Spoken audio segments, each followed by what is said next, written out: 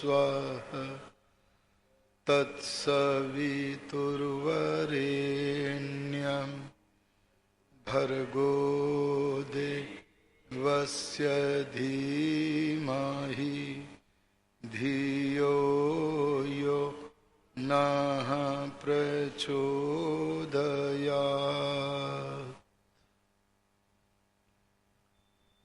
आर्य समाज कुबेर नगर कर्णावती के तत्वावधान में आयोजित सत्संग में समुपस्थित पवित्र आत्माओं, परमेश्वर की प्राप्ति उसे कोई वस्तु देकर के नहीं होती है, अपितु उससे लेकर के होती है। मनुष्यों की पूजा का लक्षण उन्हें देना भी है और उनसे लेना भी है, लेकिन परमेश्वर की पूजा का लक्षण सारे शास्त्रों में उससे ग्रहण करना ही है। परमेश्वर को दे इसलिए नहीं सकते हैं क्योंकि उसे सब कुछ प्राप्त है। पतिरेक आसीत, वह प्रत्येक पदार्थ का स्वामी था, है और रहेगा। और हमारे पास कोई ऐसा उत्तम पदार्थ भी नहीं है जो उसके तुल्य हो, उसे हम दे दें। तथा परमात्मा पूर्ण सुख युक्त है। यदि परमात्मा में सुख की कमी होती तो उस कमी को पूरा करने के लिए दिया जा सकता था, पर वह पूर्ण सुख युक्त है और स्वयं सुख स्वरूप है। इसलिए परमेश्वर की पूजा का लक्षण परमेश्वर को देना नहीं, लेना है। जो मनुष्य सत्य सनातन वैदिक धर्म को बिना जाने केवल मानते ही मानते हैं, वे ज्ञान पूर्वक परमेश्वर की पूजा नहीं कर सकते। उसकी भक्ति के 3 प्रकार हैं: स्तुति, प्रार्थना और उपासना। आइए आज स्तुति विज्ञान पर संक्षिप्त विचार आपके मध्य में रखें। स्तुति शब्द का अर्थ है प्रशंसा करना।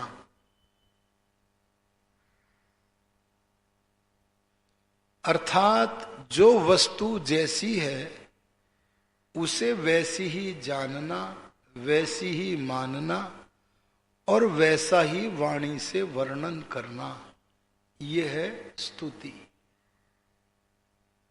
स्तुति हमें किसकी करनी चाहिए? इस प्रश्न के उत्तर में शास्त्र कहता है, जो भी स्तुति करने योग्य है सबकी करो, केवल ईश्वर की ही मत करो। संसार में 3 पदार्थ नित्य हैं: ईश्वर, जीव और प्रकृति। प्रकृति से बने हुए पदार्थ सूर्य, चंद्रमा आदि प्रशंसनीय है, उनके गुणों का वर्णन करना चाहिए जिससे कि हम उनके गुणों से लाभान्वित हो सकें। और जो मनुष्य प्रशंसनीय है, महर्षि दयानंद, पतंजलि, कणाद, गौतम, उन सबकी प्रशंसा करनी चाहिए। और संसार में सबसे अधिक प्रशंसनीय यदि कोई है तो वो परमात्मा ही है। मनुष्य के ज्ञान की एक सीमा है, पर परमात्मा का ज्ञान पूर्ण है, वो सर्वज्ञ है, इसलिए वह सबसे अधिक स्तुत्य है। मनुष्य बलवान है पर सर्वशक्तिमान तो परमात्मा ही है। जो अपने करने के किसी काम में दूसरे की सहायता नहीं लेता, ऐसा परमात्मा ही सर्वशक्तिमान है। इसलिए वह सबसे अधिक स्तुति के योग्य है।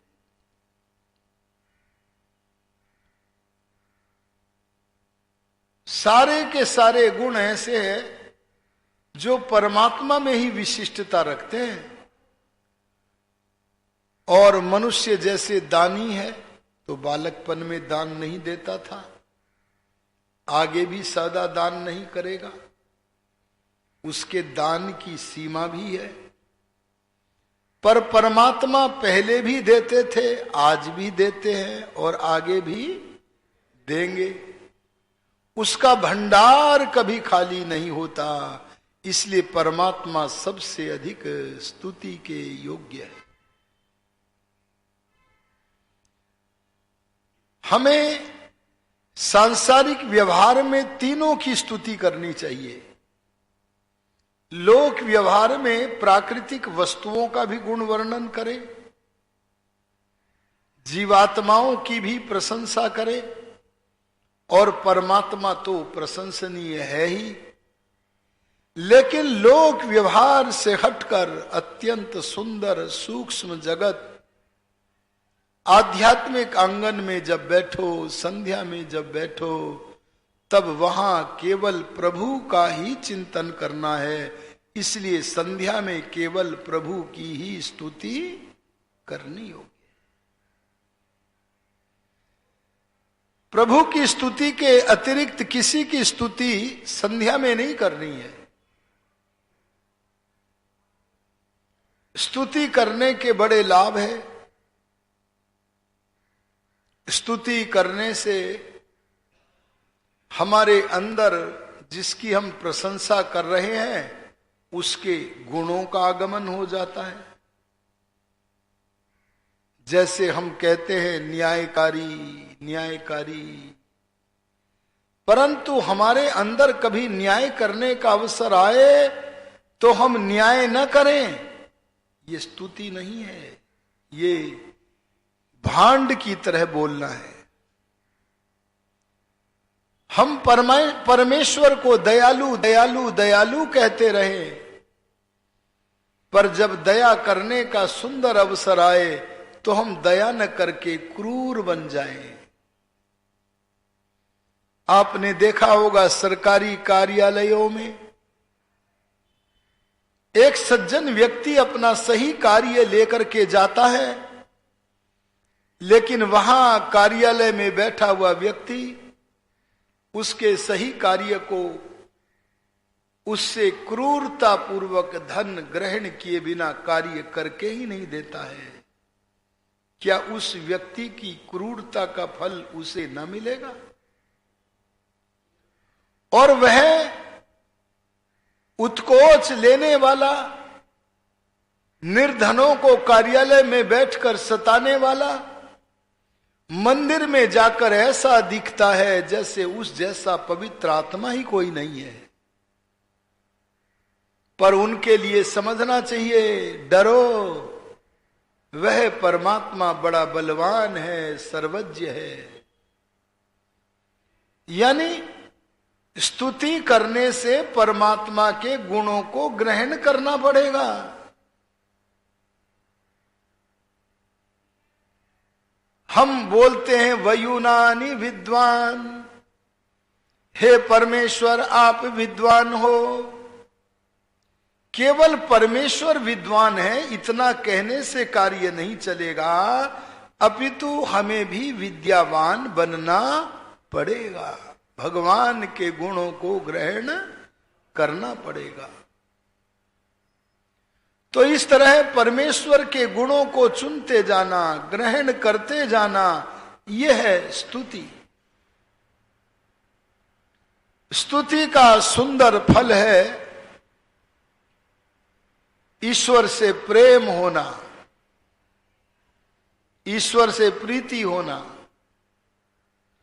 अगर हम ईश्वर के गुण कीर्तन कर रहे हैं पर उससे प्रेम नहीं कर रहे, तो हम अभिनय मात्र कर रहे हैं, हम सच्चे अर्थों में स्तुति नहीं कर रहे हैं।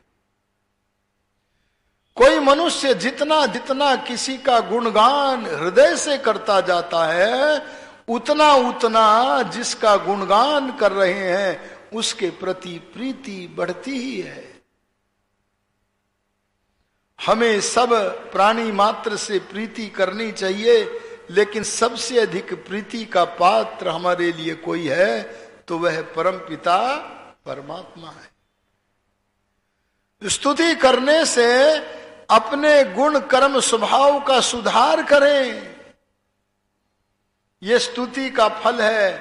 परमेश्वर से प्रेम होवे, ये स्तुति का फल है। हम पात्र बने, सुपात्र बने, ये स्तुति करने का, गुणगान करने का फल है। जब हम पात्र बन जाएं तो भगवान से प्रार्थना करने के अधिकारी भी बन जाते हैं। प्रार्थना का अर्थ होता है सहायता की इच्छा करना। किससे सहायता की इच्छा करें? क्या जीवात्मा से न करें? अरे बोलो, क्या प्रकृति से सहायता की इच्छा ना करें? ना। प्रकृति से कैसे कर लोगे? वो तो जानती नहीं क्या इच्छा कर रहे हो। देखो, जड़ और चेतन को अंतर को समझो। जड़ माने जिसमें ज्ञान नहीं है, उससे कुछ इच्छा मत करो, उसका तो केवल व्यवहार करो। केवल व्यवहार, केवल शब्द पे ध्यान देना। जड़ पदार्थ वह है जिसमें अपनी कोई गति नहीं होती। अगर जड़ वस्तु गति में दिखे तो कोई न कोई उस गति के पीछे चेतन होता है, जीव या परमेश्वर। इसलिए किसी भी काल में जड़ पदार्थों से प्रार्थना नहीं करनी। आज हम संसार में देख रहे हैं, सनातन धर्म को, वैदिक धर्म को न जानने वाले, बिना जाने मानने वाले कभी गंगा से प्रार्थना करते हैं, कभी पाषाण मूर्ति से प्रार्थना करते हैं, कभी जिसकी मूर्ति बन ही नहीं सकती उस परमात्मा की मूर्ति बना बैठते हैं और उनसे मांगा करते हैं। ये तो सत्य सनातन वैदिक धर्म के विरुद्ध बात है। आर्य समाज इस बात को समझाकर सबको सनातनी वैदिक धर्मी बनाना चाहता है। यदि हमें प्रार्थना करनी है तो दो से ही करें, ईश्वर से या जीवात्मा से। देखो, प्रार्थना को परिभाषित करते हुए ऋषि दयानंद लिखते हैं, अपने पूर्ण पुरुषार्थ के उपरांत हर मनुष्य सहायता की इच्छा करने का अधिकारी नहीं है।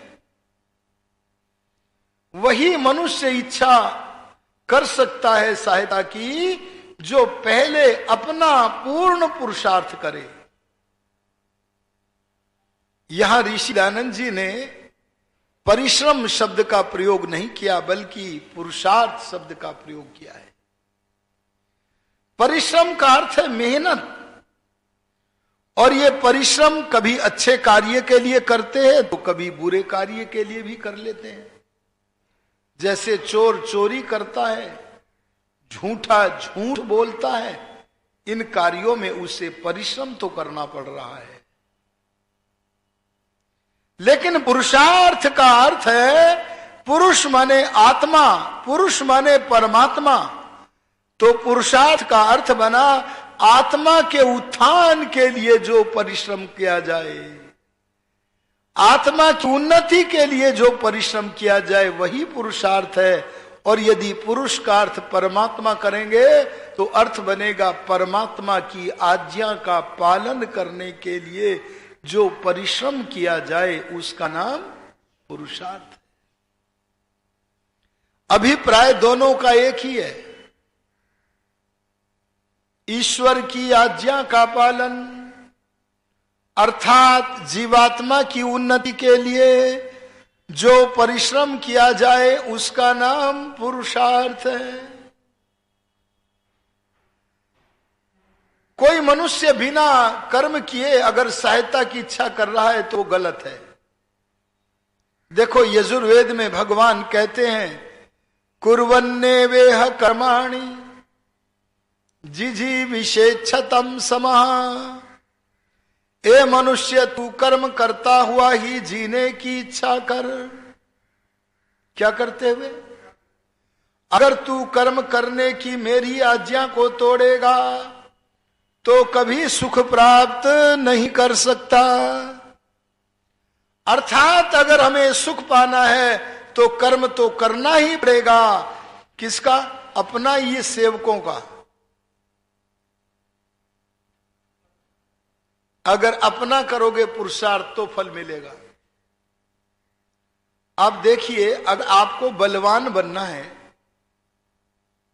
तो 3-4 लड़कों को वेतन पर रख दें कि आप व्यायाम करो हमारे लिए। क्यों जी, हम स्वस्थ हो जाएंगे। अगर हमें स्नान करने का मन ना हो, ठंड लग रही है, तो इसके स्थान पर किसी लड़के को पैसे देकर कहें कि तुम हमारे लिए स्नान कर लो। बोलो बनेगा? आहा, इसीलिए तो दयानंद अपनी पैनी कलम से लिखते हैं, अपने पूर्ण पुरुषार्थ के उपरांत दो से प्रार्थना कर सकते हैं, जीवात्मा और परमात्मा। ऋषि लिखते हैं, परमेश्वर और किसी सामर्थ्यवान पुरुष से सहायता की इच्छा करना प्रार्थना है। आप सांसारिक व्यवहार में, लोक व्यवहार में परमात्मा और जीवात्मा दोनों से सहायता की इच्छा कर सकते हैं, लेकिन जब संध्या में बैठे तब केवल परमात्मा का ही चिंतन करना होता है। इसलिए वहां परमात्मा से ही प्रार्थना करें। याम मेधाम देवगणः पितरश्चोपासते तया मामद्य मेधयाग्ने मेधाविनम कुरु। ऐसी प्रार्थनाएं केवल परमेश्वर से ही संध्या में होंगी, मनुष्य का चिंतन नहीं करना। आप संध्या में बैठकर हनुमान की आरती मत करना।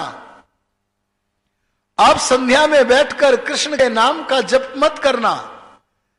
आप संध्या में बैठकर राम का जप मत करना, प्रभु का ओम नाम का जप करना, उसी से सहायता की इच्छा करना। अरे राम जिसकी उपासना करते थे उसकी उपासना करो। योगी राज कृष्ण जिसकी उपासना करते थे, महात्मा हनुमान जिसकी पूजा करते थे, उस परमात्मा का ही पूजन करो। जो संसार में जन्म ले लेता है वह मनुष्य ही होता है, जीव ही होता है, लेकिन परमात्मा कभी भी जन्म ग्रहण नहीं करता है। कई लोग कहते हैं अपने भक्तों के उद्धार के लिए भगवान जन्म लेता है। आप ये बताओ, आप भक्त हो या नहीं हो? आपका उद्धार हो रहा है या नहीं हो रहा है? कौन कर रहा है? परमात्मा। जन्म लेके या बिना जन्म लिए? परमात्मा का अपने भक्तों का उद्धार करने का पूरा सामर्थ्य बिना जन्म लिए हुए ही है, इसलिए उसे जन्म लेने की आवश्यकता नहीं है। कई लोग कहते हैं भगवान पापी को दंड देने के लिए जन्म लेता है। अच्छा, आज समाज में पापी लोग हैं या नहीं है? और वे मृत्यु को प्राप्त हो रहे हैं या नहीं हो रहे? क्या उसके लिए जन्म लिया जा रहा है? परमात्मा जब चाहे किसी भी जीव के अंदर रहता हुआ उसके मर्म का छेदन करके उसे मृत्यु को प्राप्त करा दे। उसे पापी को दंड देने के लिए भी जन्म लेने की आवश्यकता नहीं है। इसीलिए जो महापुरुष हैं, राम है, कृष्ण है, हनुमान है, गणेश है, कोई भी महापुरुष है, उन्हें महापुरुष मानो, अपना आदर्श मानो। जैसा सुंदर चरित्र उनका था वैसा सुंदर चरित्र अपना बनाओ। लेकिन परमात्मा तो परमपिता परमात्मा वही है जिसने सृष्टि को रचा। अरे जिसने वेद का ज्ञान हमें दिया वही परमात्मा है। उसके अतिरिक्त किसी की पूजा करना, संध्या करना उचित नहीं है। तो क्या कहा, अपने पूर्ण पुरुषार्थ के बाद परमेश्वर व किसी सामर्थ्यवान व्यक्ति से, विद्वान से विद्या की, धनवान से धन की, बलवान से रक्षा करने की प्रार्थना करो। पर जीवों से, मनुष्यों से लोक व्यवहार में सहायता की इच्छा करो और संध्या में केवल परमात्मा से ही सहायता की इच्छा करो। परमात्मा से जब हम सहायता की इच्छा करते हैं, प्रार्थना करते हैं, तो भला कहीं हमें कष्ट आता है? नहीं आता? आता तो है। ध्यान देना, जो परमात्मा से प्रार्थना करेगा उसे कष्ट आ सकता है। क्यों? क्योंकि उसने जैसा किया है वो तो भोगना पड़ेगा। अगर परमात्मा प्रार्थना करने वाले के पाप कर्मों को नष्ट कर दे तो वो न्यायकारी नहीं हो सकता है। ऋषि दयानंद इस वैदिक सिद्धांत को जानकर कहते हैं, अगर तुम्हारे पाप कर्म आगे आ गए हैं तो तुम्हें दुख मिलेगा, मिलेगा, क्योंकि तुमने जैसा कर रखा है वैसा तो भोगना ही पड़ेगा। लेकिन एक फल जरूर मिलेगा, और वो ये कि अगर पाप कर्मों का कभी फल आ गया, दुख आ गया, और छोटा दुख नहीं, अगर पर्वत की समान दारुण दुख, बड़ा दुख भी हमारे ऊपर आ गया तो उन दुखों को सहने की शक्ति भी हमें प्राप्त हो जाएगी। बोलो, क्या ये छोटी बात है? हमें परमात्मा हमारे कर्मों का फल भी देवे और उन फलों को सहन करने की शक्ति भी देवे, अरे आत्मिक बल भी दे देवे। ये सहने की शक्ति प्रदान करना, ये परमात्मा की महान कृपा है।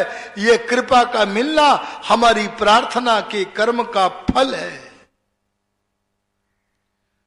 अच्छा, हमारी प्रार्थना भगवान अवश्य सुनता है या नहीं सुनता है? मैंने शब्द बोला है, कभी सुने कभी न सुने, ऐसा है, या अवश्य ही सुनता है?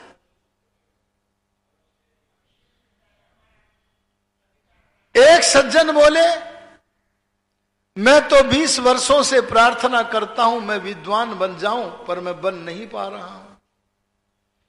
एक सज्जन बोले, मैं वयम श्याम पतयो रयीणाम, मैं धन ऐश्वर्यों का स्वामी बन जाऊं, 40 वर्षों से याचना कर रहा हूं, पर मैं धनवान नहीं बन पा रहा हूं। एक तीसरा कहता है कि मैं संतान को प्राप्त कर लूं, ये कामना अनेक वर्षों से कर रहा हूं, पर मैं निस्संतान हूं, भगवान मेरी प्रार्थना नहीं सुन रहे हैं, मुझे ऐसा प्रतीत हो रहा है। तब शास्त्र कहता है, जो परमात्मा प्रत्येक कर्म का फल देता है वह परमात्मा तुम्हारे प्रार्थना करने रूपी कर्म का फल भी अवश्य देता है। यदि तुम्हें कभी ये लगे कि मेरी प्रार्थना का फल नहीं मिल रहा है, तो ये सोच लेना तुम्हारे और परमात्मा के मध्य में अभी प्रारब्ध की दीवार आ गई है। प्रारब्ध माने हमारे कर्मों के 3 रूप हैं। जब हम कर्म करते हैं तब बोलते हैं उसे क्रियमाण कर्म। आप इस समय क्या कर रहे हैं? सत्संग। इस सत्संग को कहेंगे हम क्रियमाण कर्म। और जब ये कर्म हो चुकता है तो होने के बाद भी यह विद्यमान रहता है। इस कर्म की छाप करने वाले के मन पर रहती है, संस्कार के रूप में रहती है। और हमारा कर्म परमात्मा के ज्ञान में सब दिन बना रहता है, उसे बोलते हैं संचित कर्म। और संचित कर्मों के बहुत बड़े गट्ठर में से, क्या बोला मैंने, बहुत बड़े गट्ठर में से थोड़ा सा भाग भगवान जीव के वर्तमान जन्म के समय जो भोगने के लिए निश्चित करके देते हैं, उसका नाम है प्रारब्ध। प्रारब्ध माने आरंभ हो चुका, जो कर्म फल आरंभ हो चुका, उस कर्म फल का नाम क्या है, प्रारब्ध। तो जब आपका प्रारब्ध आपके सामने ये है कि तुम विद्याहीन रहोगे, तुम निसंतान रहोगे, तुम अल्प धन वाले रहोगे, अगर ये पीछे से हमारा प्रारब्ध बन के आया है, जब तक हम उस प्रारब्ध को भोग नहीं लेंगे तब तक हमें ऐसा प्रतीत होगा कि हमारी प्रार्थना फलीभूत नहीं हो रही है। परंतु सिद्धांत यह है कि जो परमात्मा प्रत्येक कर्म का फल देता है, वह परमात्मा हमारे वर्तमान जन्म में किए गए प्रार्थना रूपी कर्म का फल भी अवश्य देगा। इस जीवन में देवे या अगले जीवन में देवे या उससे भी आगे के किसी जीवन में देवे, आपकी प्रार्थना का फल यथा समय मिलेगा, अवश्य मिलेगा। इसलिए परमात्मा से प्रार्थना करनी चाहिए। देखो, मनुष्य के सामने 3 विकल्प हैं। आप किसी मनुष्य से प्रार्थना करें तो वह चाहे तो सुन लेवे, चाहे तो नहीं भी सुने, और चाहे तो उल्टा भी सुन लेगा। अगर दुष्ट होगा तो उल्टा भी सुन लेगा। लेकिन परमात्मा ऐसा नहीं है। परमात्मा आपकी प्रार्थना को अवश्य सुनेगा, और जब प्रार्थना के बादल छटेंगे तब आपकी कर्म फल, आपकी प्रार्थना फलीभूत होती हुई आपको दिखेगी। और एक फल तो तत्काल मिलेगा। क्या? तत्काल मिलेगा, तत्काल, विलंब से नहीं। और वो क्या? आत्मा का बल। किसका? शारीरिक बल तो बादाम खा के बढ़ा लोगे। आपकी आत्मा का बल, जिसके विषय में हम प्रार्थना करते हैं, यह आत्मदा बलदा, वो आत्मिक बल इतना बढ़ेगा, इतना बढ़ेगा, इतना बढ़ेगा कि यदि कभी पहाड़ की तरह दारुण दुख आ गया तो उसे सहने की शक्ति मिल जाएगी। क्या ये छोटी बात है? और हम जो कर्म कर रहे होंगे, जिसके लिए प्रार्थना करेंगे, उस कर्म में परमात्मा की सहायता भी मिलेगी, और हमारे अंदर से अभिमान का भी नाश होगा। निरभिमान होने के लिए, सहायता प्राप्त करने के लिए और आत्मिक बल बढ़ाने के लिए हमें संध्या में बैठकर धियो यो न प्रचोदयात्, इस प्रकार से प्रार्थना करनी ही चाहिए। इस स्तुति में भी हम परमात्मा को देते नहीं हैं, उससे गुणों को ग्रहण करते हैं। प्रार्थना में भी हम परमात्मा को देते नहीं हैं, अपितु उससे ग्रहण करते हैं। ऐसे ही उपासना में भी हम परब्रह्म से मेल करके उसके ज्ञान और आनंद के ऐश्वर्य को ग्रहण ही करते हैं। इस ग्रहण करने का नाम स्तुति, प्रार्थना, उपासना अर्थात भगवान का पूजन है। आशा है कि इस ओर वैदिक पथ पर चलकर अपने जीवन का आप मंगल करेंगे। इन्हीं कामनाओं के साथ मैं अपनी वाणी को विराम देता हूं। ओम शम। ओम द्यहु शांतिरंतरिक्षम शांति पृथिवी शांतिराप शांतिरोषधयः शांति वनस्पतयः शांतिर्विश्वे देवाः शांतिर्ब्रह्म शांति सर्वं शांति शांतिरेव शांति सामा शांतिरेधि। ओम शांति शांति शांति। जो बोले सो अभय।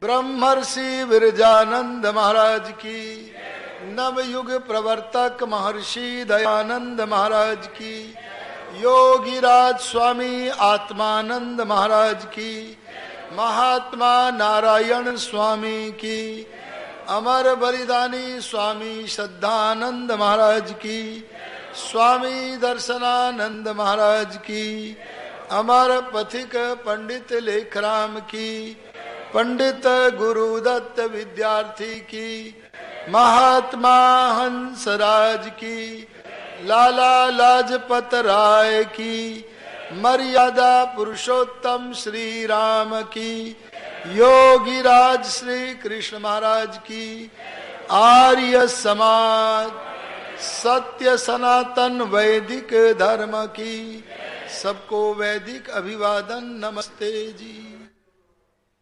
एक दिन कल और आपके मध्य में आना है, अपने अधिक से अधिक साथियों को लेकर आइए। कल 27 तारीख को हमारा यहाँ का कार्यक्रम समापन हो जाएगा। कल 28 को, 28 तारीख को।